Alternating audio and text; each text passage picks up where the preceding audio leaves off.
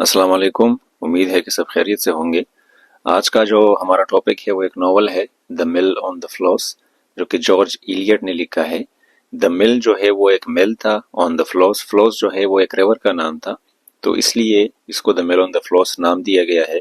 George Eliot जो है वो एक फीमेल राइटर थी, विक्टोरियन एज की नॉवलिस्ट थी, लेकिन उन्होंने अपना नाम जॉर्ज इलियट रखा था।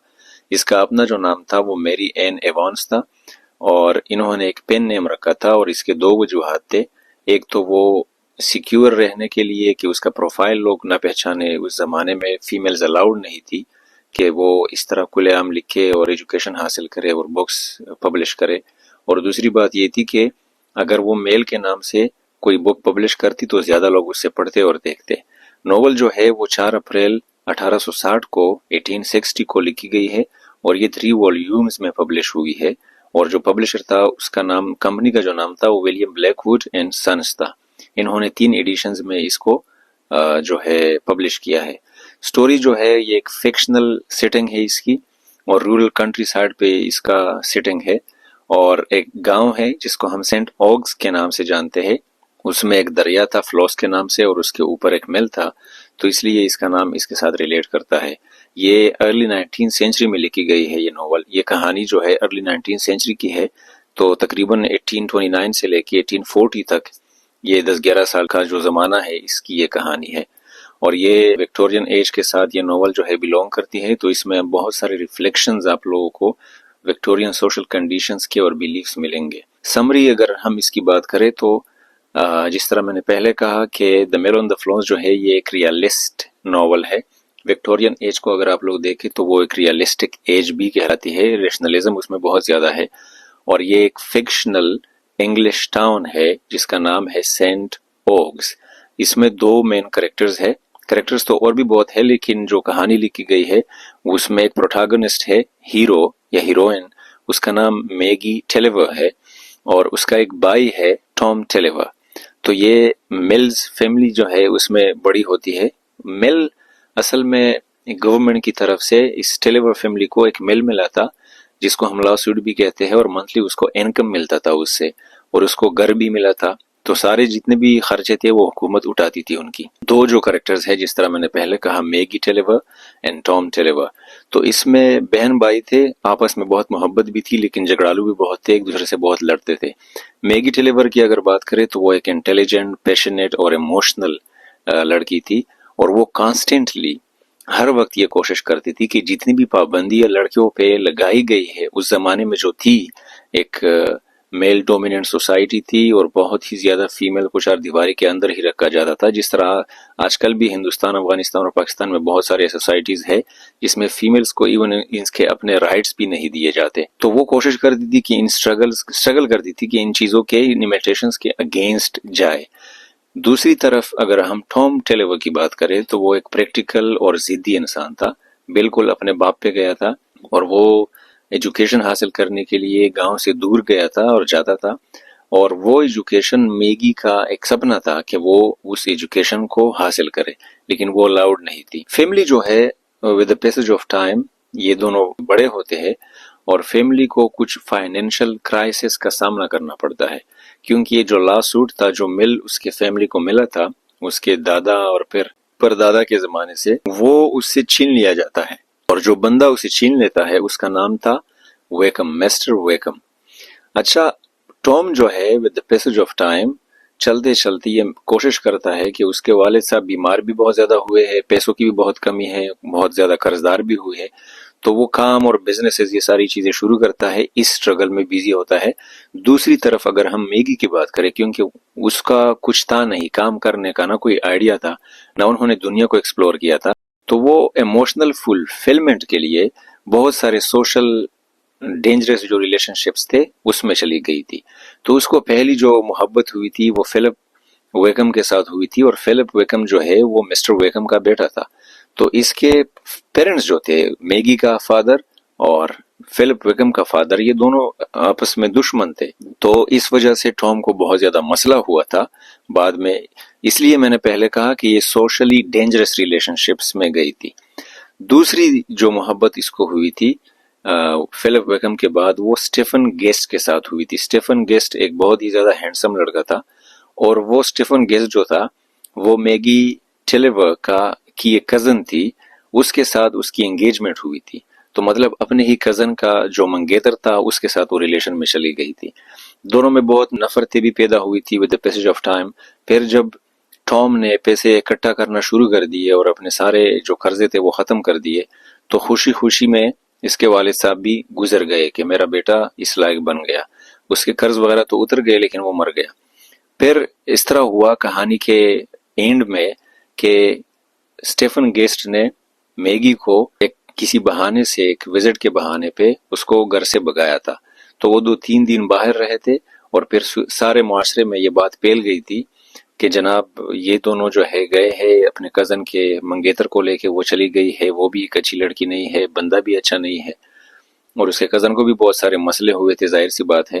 تو پھر جب وہ واپس آ گئے، کیونکہ میگی نے اس کو ریکویسٹ کیا کہ ہم واپس جاتے ہیں اور میں یہ نہیں کر سکتی.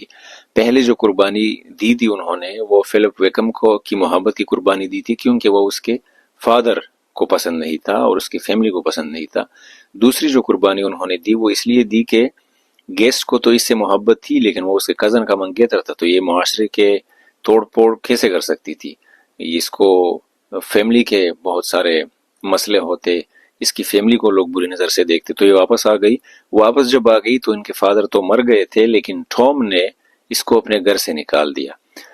اینڈ میں ایسا ہوتا ہے کہ یہ تو دونوں کی بھی نہیں ہوئی. اینڈ میں ایسا ہوتا ہے کہ اس کو گھر سے نکال کے وہ ایک یہی فلوس جو ریور ہے اس کے کنارے پہ وہ ایک جھونپڑی میں رہنے لگی تھی. اس کی ماں نے اس کو بہت زیادہ سمجھایا تھا ٹام کو کہ ایسا کرو، معاف کر دو، لیکن وہ نہیں کر رہا تھا. وہ بہت ضدی انسان تھا. ہاں محبت بھی کرتا تھا، لیکن معاشرے کی وجہ سے وہ اسے معاف نہیں کر پا رہا تھا. لیکن جب ایک رات کو بہت زیادہ تیز بارش ہو رہی تھی اور دریا پانی بہت زیادہ آ گیا، تو وہ اس کی جانچ پڑتال میں نکل گیا، اس کو تلاش کرنے میں نکل گیا. جب وہ ادھر پہنچا تو انہوں نے دیکھا کہ وہ جھونپڑی تو پانی لے کے گئی ہے، لیکن وہ ایک چھوٹی سی کشتی جسے ہم کینوئے کہتے ہیں اس میں وہ سوار ہو کے دریا پار کر رہی تھی. اور اسی طرح ٹام بھی پانی میں چلا گیا تھا. وہ اس کشتی کو پکڑ کے اس کے اوپر چڑھتا ہے اور دونوں ایک دوسرے سے محبت کے اظہار کرتے ہیں کہ ہم ایک دوسرے سے بہت محبت کرتے ہیں. ٹام نے اسے سوری بھی کیا، اور پھر دریا میں ایسے ہی بہہ کے دونوں مر جاتے ہیں. اب اگر ہم اس کہانی کے کریٹیکل انالیسس کو دیکھیں، فلڈ میں دونوں مر گئے. کریٹیکل انالیسس میں اگر آپ لوگ دیکھیں تو پہلا جو پوائنٹ ہے وہ ایک realist portrait of Victorian society, Victorian social norms آپ کو دیتا ہے. اس کا مطلب یہ ہے کہ وہ ایک پکچر بنا کے دیتا ہے آپ کو کہ وکٹورین سوسائٹی کس طرح تھی، یا وکٹورین سوشل نارمز کیا کیا تھے. تو جینڈر جو رولز ہے فیمیلز کے لیے وہ بہت سخت تھے. کوئی بھی فیمیل، اور ان کو پتہ بھی تھا کہ میں الاؤڈ نہیں ہوں، تو وہ خواہش اگر کرتی بھی تو وہ اسے سمجھوتا کرتی کہ ہاں میں نہیں کر سکتی، ایجوکیشن کے لحاظ سے اور فریڈم کے لحاظ سے. دوسرا جو اس میں پوائنٹ ہے، کلاس کانشیسنیس اور obsession ود ریسپیکٹیبلٹی بہت زیادہ تھی. کلاس کانشیسنیس کا مطلب یہ ہے کہ اگر کوئی بندہ جینٹل مین ہے، جس طرح یہ ٹیلیور کی فیملی تھی یا ویکم کی فیملی تھی، اگر وہ کوئی بندہ امیر ہے تو اس کے ساتھ ایک طریقے سے بیہیو کرنا ہے اور لوگوں کو بیہیو کرنا ہے، اور اگر کوئی بندہ غریب ہے، جھونپڑی والا ہے، تو اس کو ایک دوسرے طریقے سے بیہیو کرنا ہے. اکنامک ڈیٹرمنزم ہے اس میں، کہ مطلب جس فیملی میں پیدا ہو گئے اس کا آپ کچھ نہیں کر سکتے، وہی فیملی وہی حالات آپ کی قسمت کو ڈیسائیڈ کریں گے. تو اس پوائنٹ کا مطلب یہ بھی ہے کہ میگی جو ہے وہ ایک فرسٹریٹڈ اور انٹیلیجنٹ لیڈی تھی اپنی ایرا کی، اور اس زمانے کا یہ ایک فیلئر تھا، اس معاشرے کا یہ ایک فیلئر تھا کہ وہ اتنی انٹیلیجنٹ لڑکی کو ایجوکیٹ نہیں کر پائے، اس سے کوئی فائدہ نہیں اٹھایا. دوسرا جو مین پوائنٹ ہے وہ کنفلکٹ بٹوین انٹلیکٹ ہے اینڈ پریکٹیکلٹی ہے.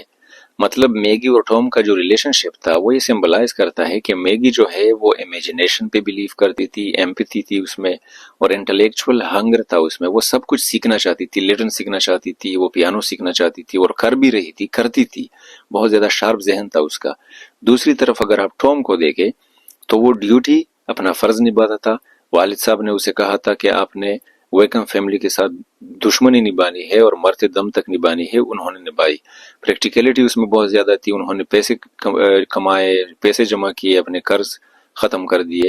اور سوشل کنونشن تھا اس میں، مطلب اگر میری بہن مرتی بھی ہے تو مرے، لیکن ہم نے سوسائٹی کے ساتھ چلنا ہے۔ اور یہی ایک سخت کام ہوتا ہے، مرد کے لیے بھی ایک بہت سخت ترین کام ہوتا ہے کہ وہ اس طرح کے سٹیپس اٹھائے، قدم اٹھائے۔